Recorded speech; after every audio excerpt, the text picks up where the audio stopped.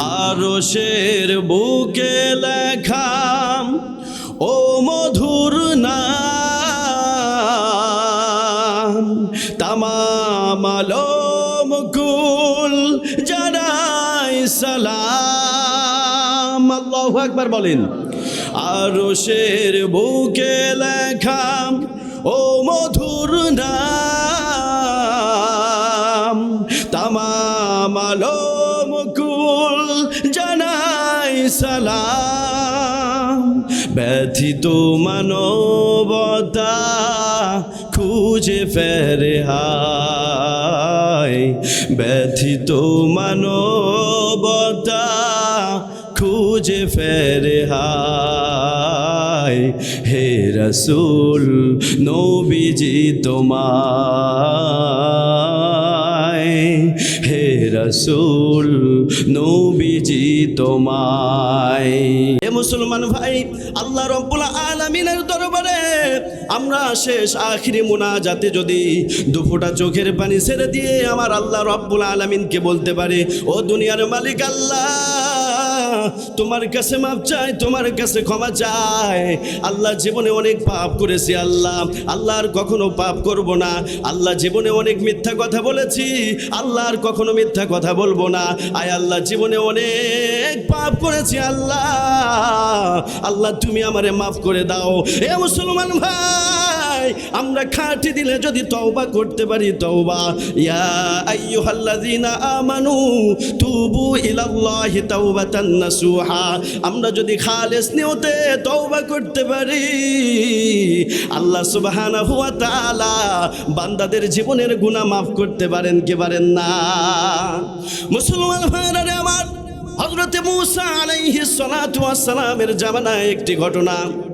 পয়গম্বর মূসা আলাইহিস সালাতু ওয়াস সালামের জামানায় একজন বদকার লোক ছিল, একজন খারাপ লোক ছিল, একজন পাপিষ্ঠ বান্দা ছিল, যার জীবনে এমন কোনো গুনাহ নাই, তার জীবনে এমন কোনো পাপ নাই, সেই পাপটা করে নাই।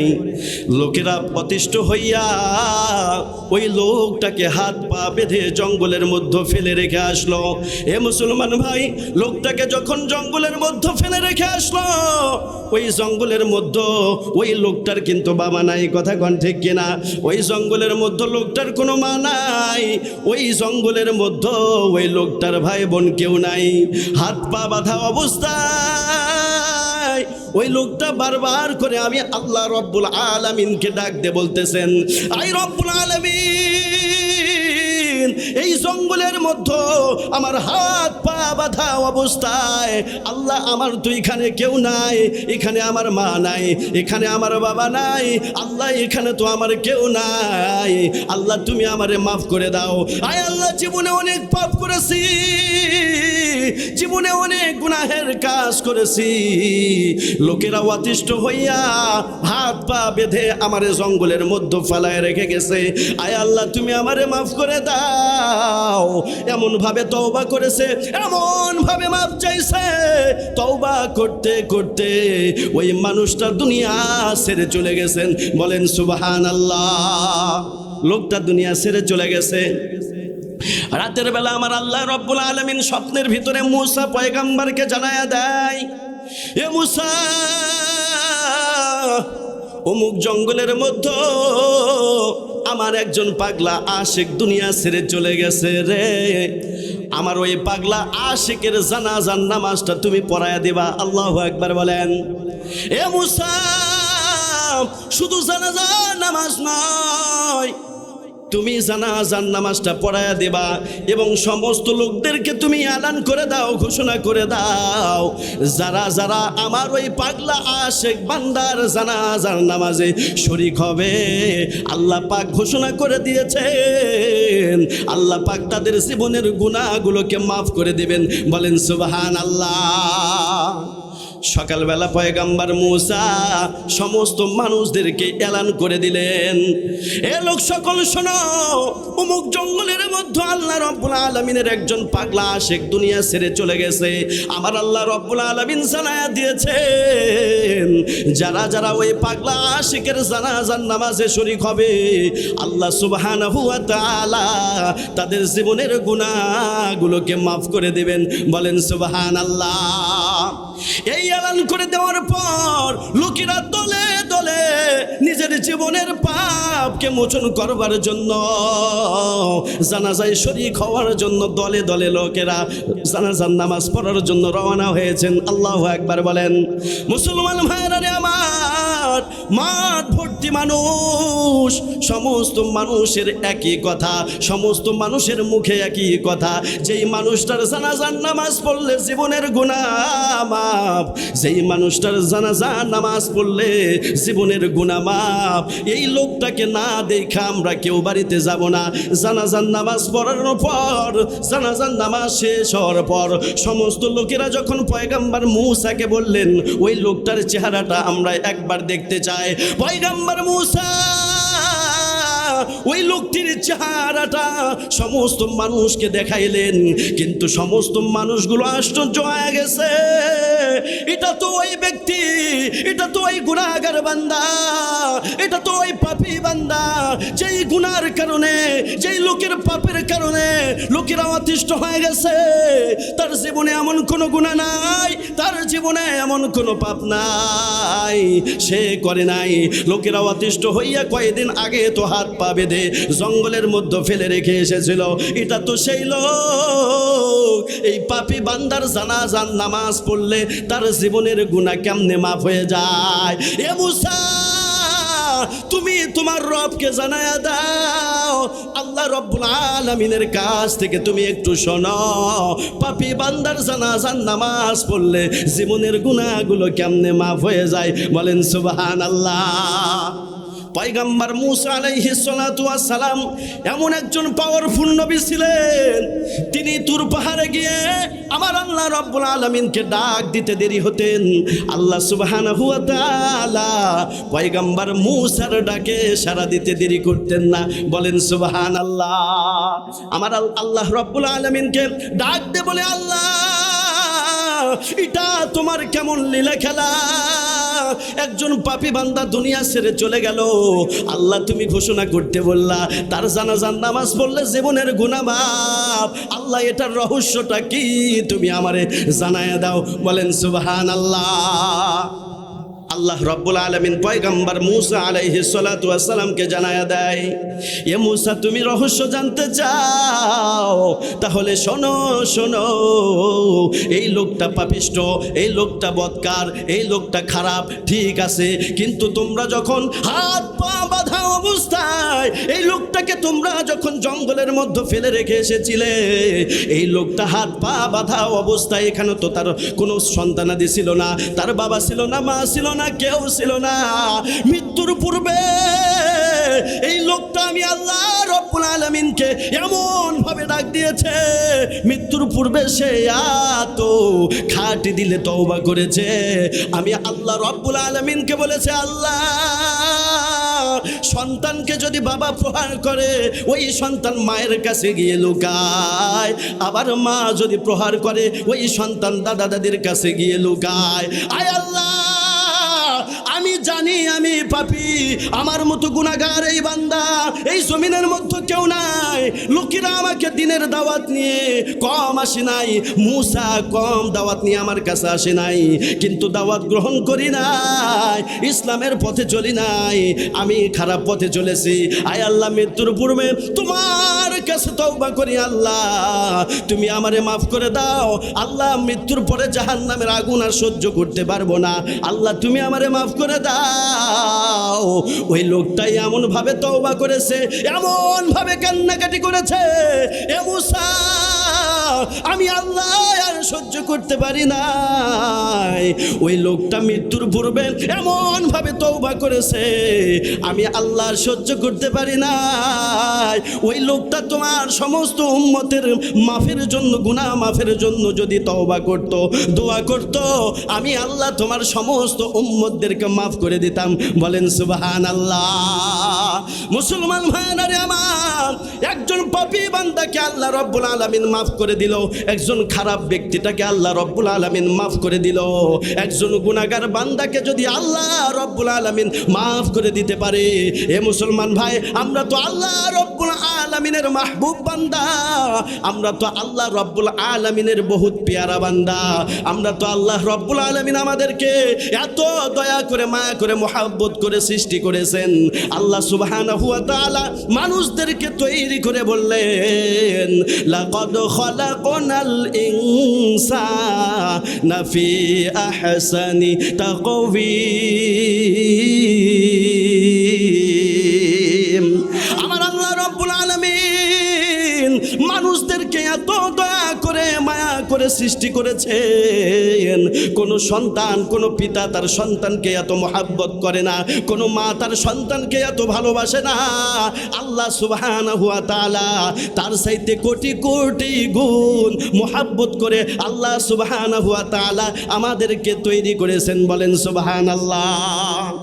যেই জমিনের মধ্যে বসে আছেন, আল্লাহ সুবহানাহু ওয়া তাআলা যখন জমিন তৈরি করেছেন, শুধু বলেছেন কুন। কুন বলতে দেরি, সঙ্গে সঙ্গে ফায়াকুন হয়ে গেছে। আল্লাহু আকবার বলেন। এ মুসলমান ভাই, ওই যে আসমান দেখা যায়, ওই আসমানটা আল্লাহ সুবহানাহু ওয়া তাআলা বিনা খুঁটিতে কিন্তু দাঁড় করে রেখেছেন। কথা বলেন ঠিক কিনা? আল্লাহ রব্বুল আলামিন আসমান যখন বানাইছেন, শুধু বলেছেন কুন। এই কুন বলতে দেরি, সঙ্গে সঙ্গে ফায়াকুন হয়ে গেছে। বলেন সুবহানাল্লাহ। এই বিশাল আসমানটা আল্লাহ রব্বুল আলামিন কিভাবে দাঁড় করে রেখেছে। আপনারা মাহফিলের প্যান্ডেলের মধ্যে বসেছেন, এই প্যান্ডেলের উপরে কতগুলো বাঁশ আছে কি আছে না? কতগুলো বাঁশ দ্বারা, খুঁটি দ্বারা এই প্যান্ডেলকে আঁকড়ে ধরে রেখেছে। এ মুসলমান ভাই, আপনি আমি আসমানের দিকে তাকাইলে আমরা দেখতে পাবো আল্লাহ সুবহানাহু ওয়া তাআলা বিশাল আসমানকে বিনা খুঁটিতে দাঁড় করে রেখেছেন। কথা বলেন ঠিক কিনা? আল্লাহ রব্বুল আলামিন 7 আসমান তৈরি করেছেন, শুধু বলেছেন কুন, সঙ্গে সঙ্গে হয়ে গেছে। আল্লাহু আকবার বলেন। কিন্তু আল্লাহ সুবহানাহু ওয়া তাআলা বান্দাদেরকে এত দয়া করে, মায়া করে, মহব্বত করে তৈরি করেছেন। শুধু কুন বলে তৈরি করেছেন তা নয়, আল্লাহ সুবহানাহু ওয়া তাআলা নিজ হাত দ্বারা বান্দাকে তৈরি করেছেন। বলেন সুবহানাল্লাহ। এই জবানের এত দাম, এই হাতের এত দাম, এই পায়ের এত দাম, এই কপালের এত দাম। এই কপাল দ্বারা বান্দা যখন আল্লাহ রব্বুল আলামিনের কুদরতি পায়ে সিজদা দেয়, আল্লাহ সুবহানাহু ওয়া তাআলার অন্তরটা ঠান্ডা হয়ে যায়। আল্লাহ রব্বুল আলামিন ওই বান্দার প্রতি খুশি হয়ে যায়। বলেন সুবহানাল্লাহ। মুসলমান ভাইরা রে আমার, আল্লাহ সুবহানাহু ওয়া তাআলা মানুষদেরকে যখন তৈরি করবেন, ফেরেশতারা বলে, ইবলিস শয়তান বলে, আল্লাহ মানুষ তৈরি করো না, মানুষ দুনিয়াতে মারামারি করবে, মানুষ দুনিয়াতে ঝগড়া করবে, আল্লাহ তুমি মানুষ তৈরি করো না। এ মুসলমান ভাই, 5 ওয়াক্ত নামাজে যখন বান্দা বান্দিগুলো আল্লাহ রব্বুল আলামিনের কুদরতি পায়ে সিজদায় লুটিয়ে পড়ে যায়, তখন ফেরেশতাদেরকে আমার আল্লাহ রব্বুল আলামিন জানায়া দেয়, এ ফেরেশতারা তোমরা মানুষ তৈরি করতে নিষেধ করেছিলা, দেখো দেখো দেখো আমার বান্দাগুলো আমার কুদরতি পায়ে সিজদায় লুটিয়ে পড়ে আমি আল্লাহ রব্বুল আলামিনের বরত্ব প্রশংসা করে। বলেন সুবহানাল্লাহ। মুসলমান ভাইরা আমার, আল্লাহ সুবহানাহু ওয়া তাআলা মানুষদেরকে যে দুনিয়াতে তৈরি করেছেন একটা উদ্দেশ্য আছে না নাই? এমনি এমনি কি তৈরি করছেন? আল্লাহ পাক কি আমাদেরকে এমনি তৈরি করছেন? আল্লাহ সুবহানাহু ওয়া তাআলা কিন্তু একটা উদ্দেশ্য নিয়ে এই জমিনের মধ্যে আল্লাহ পাক আমাদেরকে সৃষ্টি করেছেন। কথা কোন ঠিক কিনা? আল্লাহ সুবহানাহু ওয়া তাআলা পবিত্র কোরআনুল কারীমে বলেন, ওমা খলাকতুল জিন্না ওয়াল ইনসা ইল্লা লিয়াবুদুন। আল্লাহ সুবহানাহু ওয়া তাআলা মানুষদেরকে তৈরি করেছেন একমাত্র আল্লাহ রব্বুল আলামিনের ইবাদত করবার জন্য। আল্লাহু আকবার বলেন। এ মুসলমান ভাই, 5 ওয়াক্ত নামাজ পড়া আল্লাহ পাকের ইবাদত কিনা?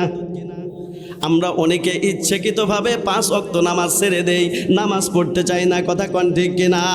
আল্লাহর পয়গম্বর বলেন, আল্লাহর পয়গম্বর যখন মেরাজে গেলেন, আল্লাহ পাকের সাথে কথোপকথন করলেন, আল্লাহ রব্বুল আলামিন পয়গম্বরকে জানায়া দিলেন, এ পয়গম্বর, তোমার উম্মতদেরকে তুমি জানায়া দিও, তোমার উম্মতেরা যদি দৈনিক 5 ওয়াক্ত নামাজ জামাতের সাথে আদায় করতে পারে, তোমার উম্মতেরা যদি 5 ওয়াক্ত নামাজ সময় মতো পড়তে পারে, আমি আল্লাহ ঘোষণা করে দে, তোমার উম্মতদেরকে আমি আল্লাহ রব্বুল আলামিন 50 ওয়াক্ত নামাজের সওয়াব দান করব। বলেন সুবহানাল্লাহ। 5 ওয়াক্ত নামাজ পড়লে 50 ওয়াক্ত নামাজের সওয়াব। কথাটা কার? আরো জোরে বলতে হবে, কথাটা কার? আল্লাহ রব্বুল আলামিন পয়গম্বরকে আরো জানায়া দেয়, এ পয়গম্বর, তোমার উম্মতদেরকে তুমি জানায়া দিও, তোমার উম্মতদের বাড়িতে সামনে যদি একটা কূপ থাকে, সেই কূপের পানি দিয়ে যদি দৈনিক 5 বার গোসল করে, ওই বান্দা বান্দির কিন্তু শরীরে কোনো ময়লা থাকতে পারে না। কথা কোন ঠিক কিনা? তোমার উম্মতেরা যদি দৈনিক 5 ওয়াক্ত নামাজ সময় মতো পড়তে পারে, তোমার উম্মতদের শরীরে কোনো প্রকারের গুনাহ ছিটা ফোটাও লাগবে না। বলেন সুবহানাল্লাহ। এ মুসলমান ভাই, আপনি আমি 5 ওয়াক্ত নামাজ জামাতের সাথে আদায় করে দেখি, অন্যায় অশ্লীল কাজ থেকে কিন্তু নামাজ আমাদেরকে বিরত রাখবেন। কথা বলেন ঠিক কিনা? আল্লাহ সুবহানাহু ওয়া তাআলা পবিত্র কোরআনুল কারীমে বলেন, ইন্নাস সালাতা তানহা আনিল ফাহশাই ওয়াল মুনকার। আল্লাহু আকবার বলেন। নিশ্চয় নামাজ অন্যায় অশ্লীল কাজ থেকে বান্দাকে বিরত রাখে। বলেন সুবহানাল্লাহ। আপনি আমি দৈনিক 5 ওয়াক্ত নামাজ পড়ে দেখি, দেখবেন গুনার ছিটা ফোঁটা আমাদের শরীরে লাগবে না। এ মুসলমান ভাই, আপনি যতই পাপ করেন না কেন, 5 ওয়াক্ত নামাজ পড়েন। এই নামাজ পড়ার সাথে সাথে, এই নামাজ পড়ার কারণে এই নামাজ অন্যায় কাজ থেকে আপনাকে বিরত রাখবে। কথা বলেন ঠিক কিনা? এই জন্য 5 ওয়াক্ত নামাজ পড়ার দরকার আছে না নাই? আল্লাহ পাকের ভয়ে কান্নাকাটি করবার দরকার আছে না নাই? এ মুসলমান ভাই, আপনি আমি যদি আল্লাহ পাকের আযাবের ভয়ে কান্নাকাটি করতে পারি, কবরের কথা চিন্তা কইরা যদি আমরা এই চোখ থেকে পানি বাহির করতে পারি, এই চোখের পানি এত দাম, এই চোখের পানি এত মূল্য, এই চোখের পানি থেকে যেই পানিটা পড়বে, এই পানিটা হলো ঠান্ডা পানি। ঠান্ডা পানি, এই পানি যদি জাহান্নামের আগুনের মধ্যে 1 ফোঁটা পানি ফেলে দেওয়া হয়, এই 1 ফোঁটা পানি জাহান্নামের আগুনের মধ্যে ফেলতে দেরি, আল্লাহ সুবহানাহু ওয়া তাআলা জাহান্নামের আগুন নিভাইতে দেরি করবেন না। বলেন সুবহানাল্লাহ। আর যদি টিভি, এই জন্য আল্লাহ পাকের ভয়ে কান্নাকাটি করবার দরকার আছে না নাই? সর্বদা আল্লাহ রব্বুল আলামিনকে দেখে ভয় করবার দরকার আছে না নাই? আল্লাহ পাকের ভয় আপনার আমার অন্তরের মধ্যে যদি এসে যায়, ওই বান্দা কখনো মিথ্যা কথা বলবে না। কথা কোন ঠিক কিনা? আল্লাহ পাকের ভয় যদি আপনার আমার অন্তরের মধ্যে আসে, ওই যুবক কখনো বাবা মার সাথে খারাপ ব্যবহার করতে পারে না। কথা কোন ঠিক কিনা? আল্লাহ পাকের ভয় যদি কোনো চোরের অন্তরের মধ্যে আসে, ওই চোর কখনো আর চুরি করতে পারবে না। কথা কোন ঠিক কিনা? একজন সুদখোর, একজন ঘুষখোর, তার অন্তরের মধ্যে যদি আল্লাহ রব্বুল আলামিনের ভয় আসে, আল্লাহ পাকের ভয় আসলে আল্লাহ পাকের ওই বান্দা আর সুদ ঘুষ খাইতে পারবে না। কথা কোন ঠিক কিনা? এ মুসলমান ভাই, আপনার অন্তরটাকে যদি পরিশুদ্ধ করতে চান, আমার পূর্বে যে বক্তাটা আলোচনা করলো, কোরআনের শিক্ষা, কোরআনের তালিম, কোরআন মোতাবেক জীবন গঠন করবার দরকার আছে না নাই? মুসলমান ভাইয়েরা রে আমার, কোরআনের শিক্ষা আপনার অন্তরে যদি থাকে, কোরআনের শিক্ষা যদি আপনার সন্তানের মধ্যে থাকে, কোরআনের শিক্ষা যদি আপনার স্ত্রীর অন্তরের মধ্যে থাকে, এই সন্তান, এই মানুষ কখনো খারাপ পথে চলতে পারে না। কথা কোন ঠিক কিনা? এই কোরআন যার সঙ্গেই লেগে আছে, এই কোরআন একটা রেহালের সাথে লেগে থাকার কারণে মানুষ যদি একটু পায়ে রেহালের যদি একটু ছোঁয়া লাগে, সঙ্গে সঙ্গে রেহালটা বুকের মধ্যে জড়ায় নিয়ে চুমা খায়। কথা কোন ঠিক কিনা? এ মুসলমান ভাই, এই কোরআনটা যার মধ্যে আছে তারাই দামি। আল্লাহ সুবহানাহু ওয়া তাআলা এই কোরআনের ওসিলা করে বান্দাকে দামি বানায়া দিবেন। বলেন সুবহানাল্লাহ। এজন্য নিজে কোরআন শিক্ষা করার দরকার আছে না নাই? নিজের সন্তানটাকে কোরআনের তালিম দেওয়ার দরকার আছে না নাই? নিজের সন্তানটাকে কোরআনের হাফেজ আলেম বানানোর দরকার আছে না নাই? আপনার সন্তানটাকে ডাক্তার বানান, কোনো সমস্যা নাই। আপনার সন্তানটাকে আপনি ইঞ্জিনিয়ার বানান, কোনো সমস্যা নাই। আপনার সন্তানটাকে আপনি বিসিএস ক্যাডার বানান, কোনো সমস্যা নাই। তবে আপনার সন্তানটাকে যদি জীবনের সর্বপ্রথম সবক, জীবনের সর্বপ্রথম শিক্ষা যদি কোরআনের শিক্ষা দেন, এই সন্তান কখনো আল্লাহর রাসূলের বিরুদ্ধে কোনো দিন কথা বলবে না। কথা কোন ঠিক কিনা? এই সন্তান কখনো মুরব্বীদের সাথে খারাপ ব্যবহার করবে না। এই সন্তান কোনো মানুষকে খুন করতে পারবে না। কথা কোন ঠিক কিনা? এ মুসলমান ভাই, যেই বাড়িতে কোরআন তিলাওয়াত হয়, যেই ঘরে কোরআন তিলাওয়াত হয়, আল্লাহ সুবহানাহু ওয়া তাআলা সেই বাড়িতে, সেই ঘরে রহমত নাজিল করেন। বলেন সুবহানাল্লাহ। এই জন্য দুনিয়ার বুকে নেককার সন্তানের দরকার আছে না নাই? কোরআন শেখানোর দরকার আছে না নাই? এ মুসলমান ভাই, আপনার সন্তানটাকে আপনি কত বড় শিক্ষায় শিক্ষিত করেন, কোনো সমস্যা নাই। তবে জীবনের সর্বপ্রথম আপনার সন্তানটাকে একটু কোরআনের শিক্ষা দেন, নামাজের তালিম দেন, রাসূলের হাদিস থেকে কিছু হাদিসের শিক্ষা দেন। এই সন্তান কখনো বিপদগামী হবে না। কথা কোন ঠিক কিনা?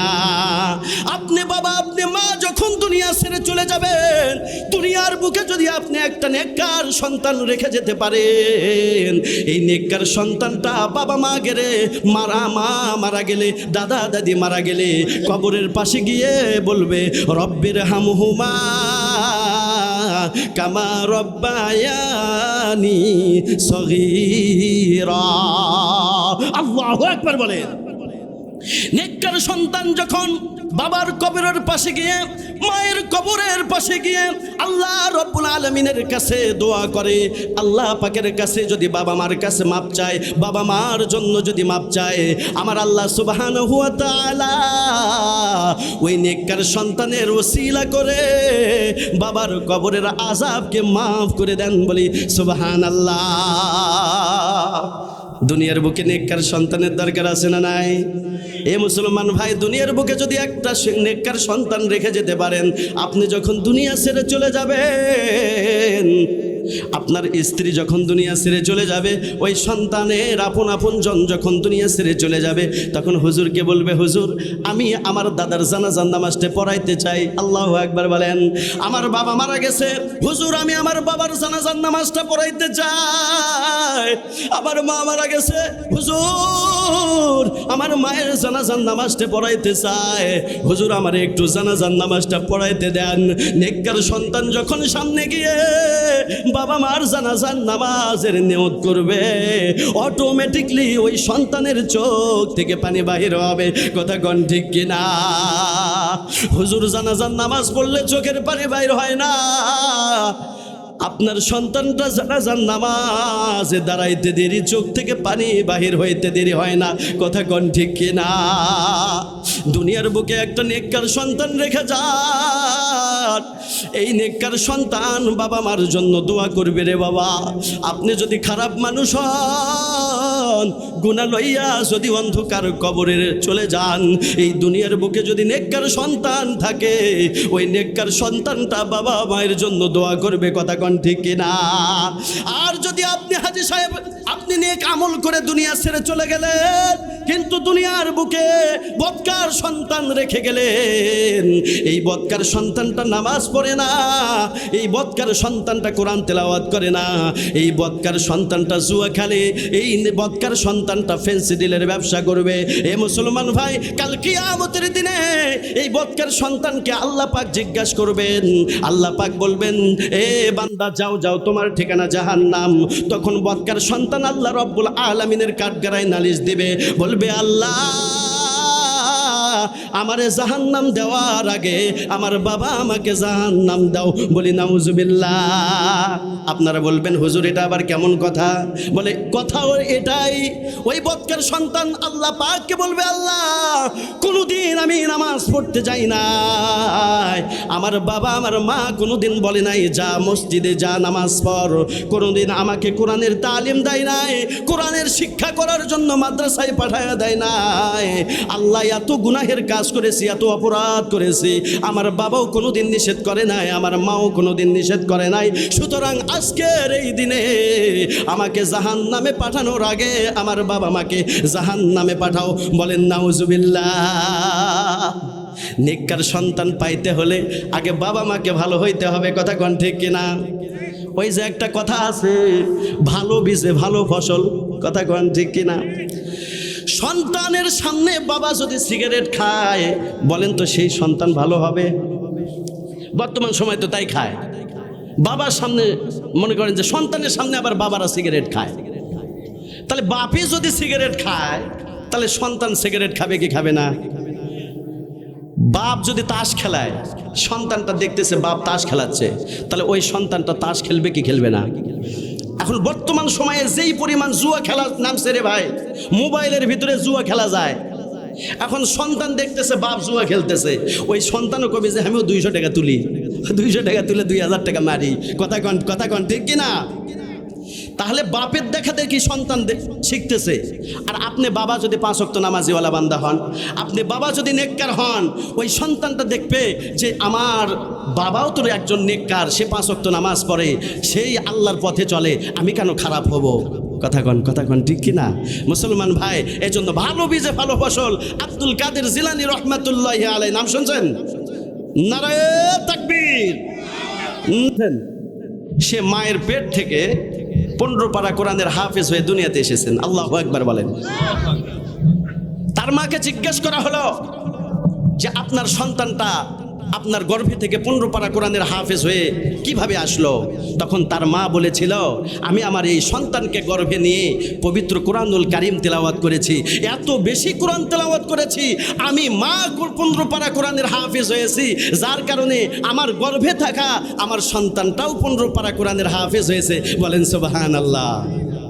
মা বোনদেরকে বলবো, মা আপনার সন্তান যখন গর্ভে আসবে, আপনি ওই ইন্ডিয়ার সিনেমাগুলো দেখেন না, ইন্ডিয়ার চ্যানেলগুলো দেখবেন না। আপনার সন্তান যখন গর্ভে আসবে, তখন আপনি মিথ্যা কথা বলবেন না, স্বামীর সাথে ঝগড়া করবেন না, বেশি বেশি করে পবিত্র কোরআনুল কারীম তেলাওয়াত করুন। দেখবেন এই সন্তান, আপনি কোরআন তেলাওয়াত করার কারণে আপনার গর্ভে থাকা সন্তানটাও নেককার সন্তান হবে। কথা কোন ঠিক কিনা? আল্লাহ পাক আমাদের সবার সন্তানগুলোকে নেককার সন্তান হিসেবে কবুল করুন। সকলে বলে আমিন। সম্মানিত